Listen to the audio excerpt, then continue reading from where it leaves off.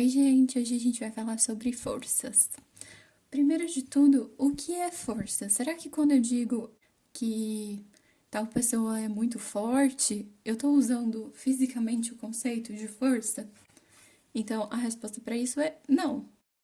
Fisicamente, força é a ação de um corpo sobre outro. Então, quando a gente diz que alguém tem força, isso não é a ação de um corpo sobre outro. Então, não é o conceito fisicamente correto de força. Ou quando a gente diz a bola veio com muita força, quer dizer, ela não veio com muita força, porque isso não é a ação de um corpo sobre outro. Talvez ela esteja indo com muita velocidade, mas com muita força não, talvez a pessoa que chutou aplicou uma força enorme sobre ela. Mas ela ir com força ou não, aí já não é força a palavra que a gente tem que usar. Certo? No sistema internacional, ela vai ser medida em Newton. E a gente vai ter dois tipos de força, de campo e de contato. A gente já vai entender melhor cada uma delas. A primeira força que a gente vai estudar é a força-peso. A força-peso é aquela força com que, por exemplo, a Terra atrai a gente. É aquela força que faz a gente ficar aqui grudadinho na superfície da Terra e não flutuando. Mas não só a Terra vai ter uma força-peso. Pode ser a Lua atraindo um corpo, ou Júpiter atraindo um corpo. Então, força-peso é sempre a força com que algum planeta, ou astro, ou alguma coisa do gênero atrai um outro corpo que tenha massa. Só que isso não é o conceito mais geral. O conceito mais geral que a gente tem para essa força é o de força gravitacional, que a gente vai ver em breve. Mas por enquanto vamos nos concentrar na peso. Então vamos pensar só no caso da Terra, por enquanto. Então, no nosso caso, a força vai ser orientada para o centro da Terra. Então, por exemplo, do nosso ponto de vista, imagina que a gente é esse bloquinho. Do nosso ponto de vista, o centro da Terra está para baixo da gente, porque isso aqui é só um recorte da superfície da Terra, que é gigantesca, né? Agora, se a gente imaginar isso de fora, eu tenho um corpo qualquer aqui, bem pequenininho lá em cima. Então, aqui, o peso não vai estar orientado para baixo, porque nesse referencial, o centro da Terra está para lá. Então, a força-peso vai apontar para lá. Tudo bem? E como a gente vai calcular? Força-peso vai ser igual a massa, sempre em quilogramas, multiplicado pela aceleração da gravidade naquele lugar. E a aceleração vai ser em metros por segundo ao quadrado.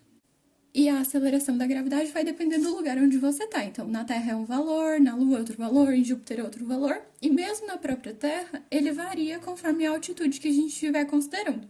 Mas a gente vai simplificar isso e considerar que é mais ou menos a mesma coisa em todo lugar, tá? A menos que o exercício fale para a gente levar em consideração. Mas a gente vai ver isso com mais detalhes na aula de força gravitacional, ok? A segunda força que a gente vai estudar é a força de contato. A força de contato, ela normalmente é decomposta em duas partes, a normal e a força de atrito.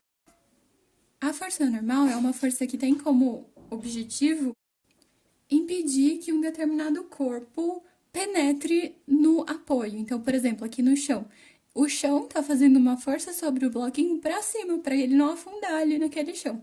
Então, essa força vai existir sempre que tiver um apoio, seja o chão, seja uma mesa, seja qualquer apoio. E ela vai ser orientada sempre perpendicular a esse apoio, porque é a força que o apoio está fazendo para que ele não penetre. Além disso, se a gente olhar microscopicamente esse chãozinho, então imagina que isso aqui é um zoom, a gente vai ver que ele não é perfeitamente retinho.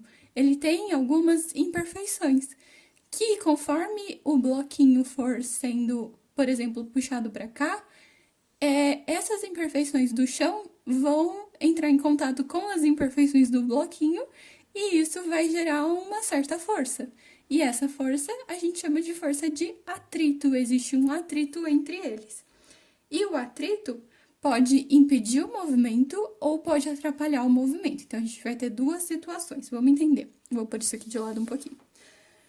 Então, a gente tem aqui um objeto, uma caixinha.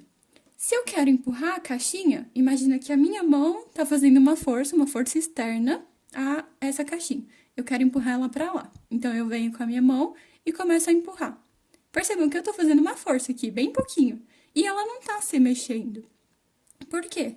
A força que eu tô fazendo tá sendo igualada com essa força de atrito, que é chamada de atrito estático. Então, quanto mais força eu faço, o atrito estático vai aumentando junto com a força que eu tô aplicando. Então, eles vão sempre se equilibrando, de maneira que a caixinha fique parada. Aí, existe um certo momento em que eu aumento um pouco mais a força. E aí, a caixinha começa a se mexer.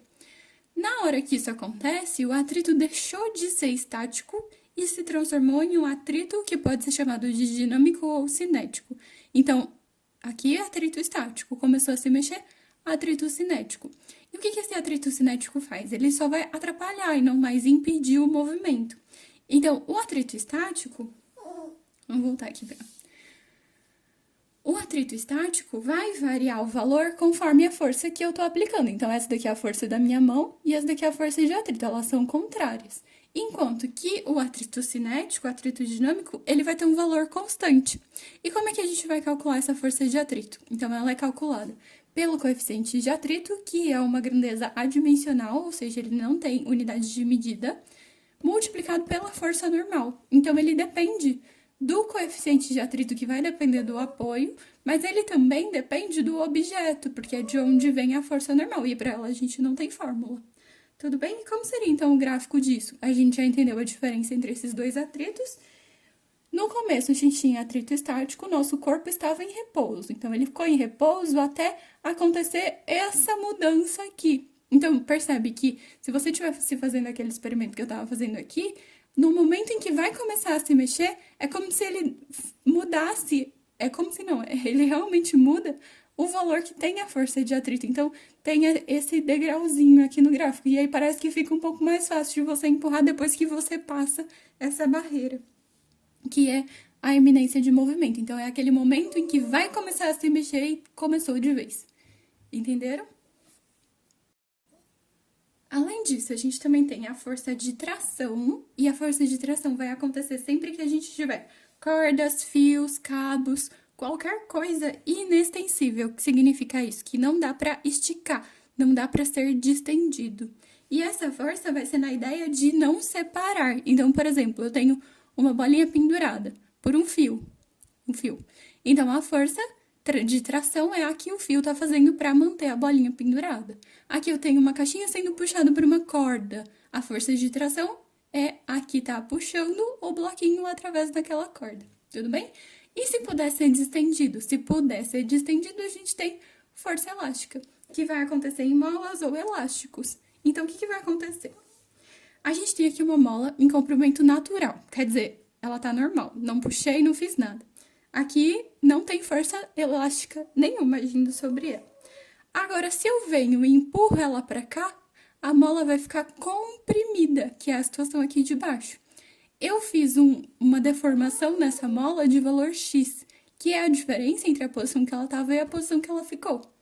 Essa deformação multiplicada pela constante elástica, que depende do tipo de mola que a gente tem, se é uma mola mais rígida ou uma mola mais fraquinha, olha o conceito errado de força, não é fraquinha, né, gente? É menos rígida. Fraquinha não dá pra ela não ter tanta força, porque força não é exatamente isso. Mas popularmente a gente pode dizer isso, né? Entre muitas aspas na física. Então o que vai acontecer? Ela vai querer voltar para a posição que ela estava antes. Então a força vai estar apontando para lá, nessa situação. Mas também pode acontecer o contrário. Eu posso, em vez de comprimir a mola, eu posso distender a mola, posso esticar ela. Então, eu puxo para lá. E eu vou comparar de novo com o comprimento natural. Então, eu tenho uma mola puxada para lá, e a hora que eu salto, para onde ela vai querer ir? De volta para onde ela estava. Então, aqui a força é para o outro sentido. E, de novo, a gente calcularia como kx. E é isso, gente. Espero que vocês tenham entendido.